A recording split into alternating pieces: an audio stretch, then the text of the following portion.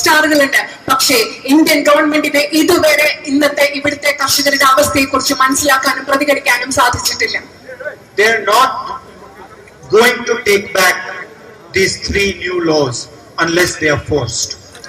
Indian ഗവൺമെന്റിനെ നിർബന്ധിച്ചില്ലെങ്കിൽ, സമ്മർദ്ദത്തിലാക്കിയില്ലെങ്കിൽ അവർ ഈ കർഷക വിരുദ്ധമായ 3 നിയമങ്ങൾ പിൻവലിക്കാനുള്ള യാതൊരു സാധ്യതയും കാണുന്നില്ല.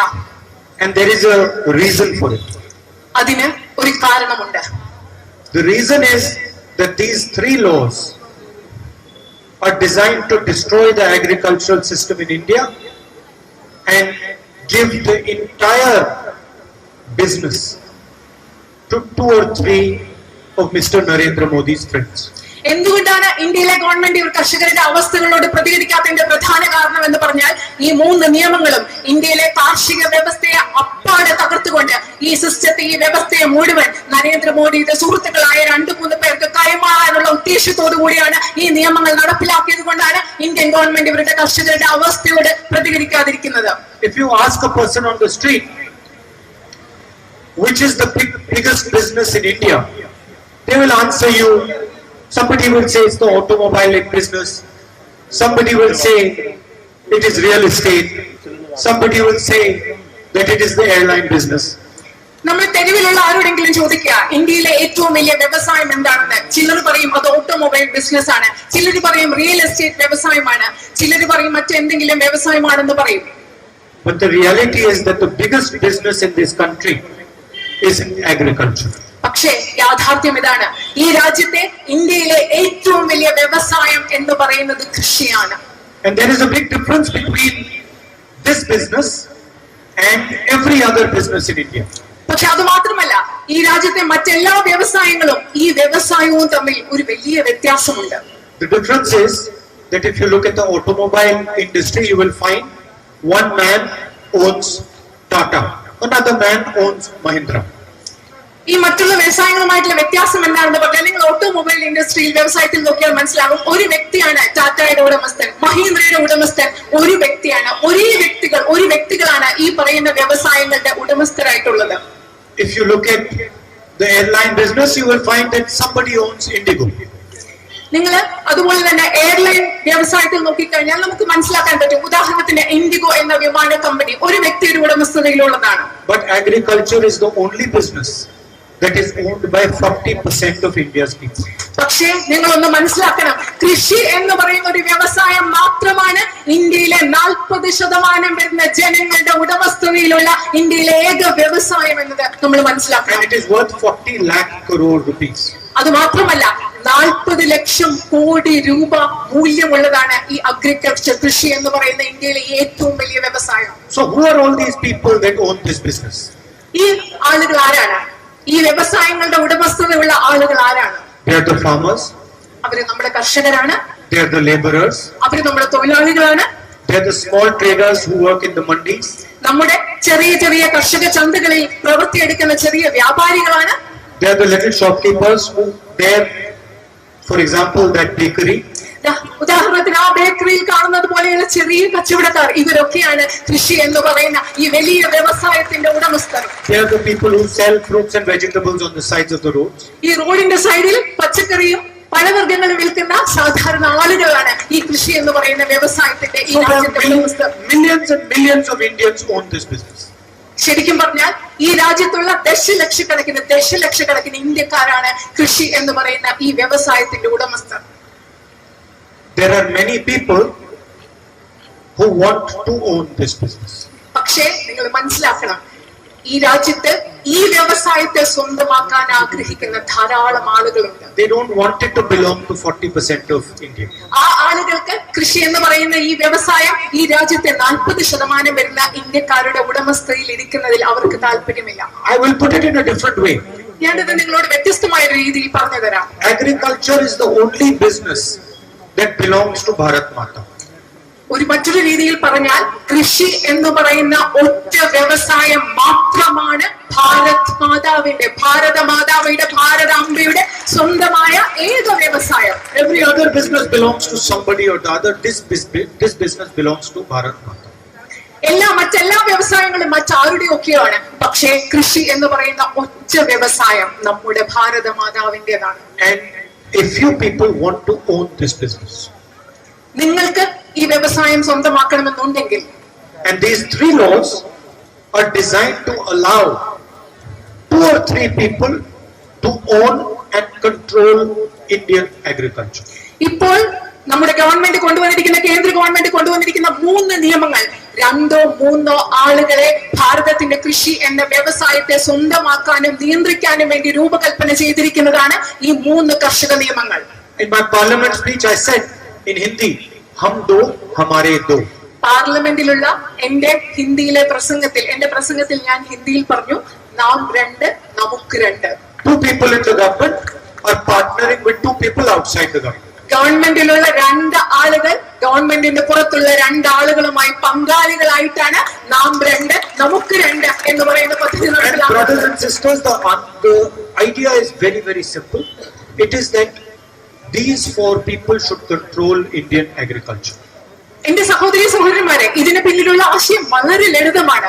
നാം 2 നമുക്ക് 2 എന്ന് പറയുന്ന ഈ 4 വ്യക്തികൾക്ക് ഈ രാജ്യത്തെ മുഴുവൻ കാർഷിക മേഖലയും നിയന്ത്രിക്കണം എന്നതാണ് ഈ നിയമങ്ങളുടെ അടിസ്ഥാനവും ഇതിന് പിന്നിലെ ആശയവും.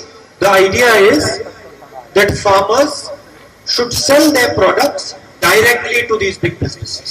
ഇതിന്റെ പിന്നിലെ ആശയം എന്ന് പറഞ്ഞാൽ, കർഷകരായ നിങ്ങൾ ഓരോരുത്തരും അവരുടെ കാർഷിക ഉൽപ്പന്നങ്ങൾ ഈ പറയുന്ന വലിയ വ്യവസായികൾക്ക്, ഈ ആളുകൾക്ക് നേരിട്ട് അവരുടെ കാർഷിക ഉൽപ്പന്നങ്ങൾ വിൽക്കണം. Idea is that Rara Bakery and Cool Bar should not belong to this person who it belongs to. ഇതിന്റെ ആശയം എന്ന് പറഞ്ഞാൽ, ആ കാണുന്ന റാറ ബേക്കറിയും കൂൾ ബാറും അതിന്റെ ഉടമസ്ഥനായ ആളുടെ സ്വന്തമാകാൻ പാടില്ല.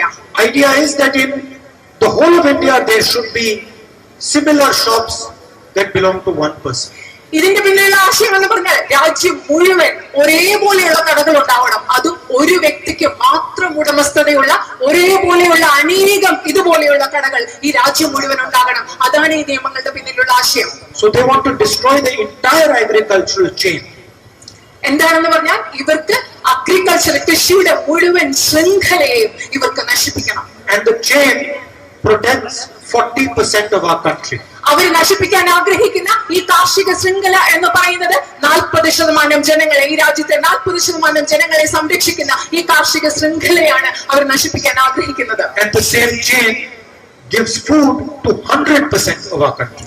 അത് മാത്രമല്ല, അവർ നശിപ്പിക്കാൻ ആഗ്രഹിക്കുന്ന ഈ കാർഷിക ശൃംഖല എന്ന് പറയുന്നത്, ആ ശൃംഖലയാണ് ഈ രാജ്യത്തെ 100% ജനങ്ങൾക്കും ഭക്ഷണം നൽകുന്നത്. I will explain the 3 laws to you very, very simply. ഞാൻ നിങ്ങൾക്ക് ഈ 3 നിയമങ്ങളും വളരെ ലളിതമായി വിശദമാക്കി തരാം. The first law says that the biggest businesses in the country and outside can buy products from farmers, vegetables, fruits, wheat, anywhere and any amount. ആദ്യത്തെ നിയമം പറയുന്നത്, ഈ രാജ്യത്തെ ഏറ്റവും വലിയ വ്യവസായങ്ങൾക്ക് കർഷകരിൽ നിന്ന് നേരിട്ട് പഴങ്ങൾ, പച്ചക്കറികൾ, ഗോതമ്പ് തുടങ്ങിയ എന്ത് സാധനമായാലും എത്ര അളവിൽ വേണമെങ്കിലും വാങ്ങിക്കാം എന്നാണ് ആദ്യത്തെ നിയമം പറയുന്നത്. And the farmers will have to buy from the most powerful businesses.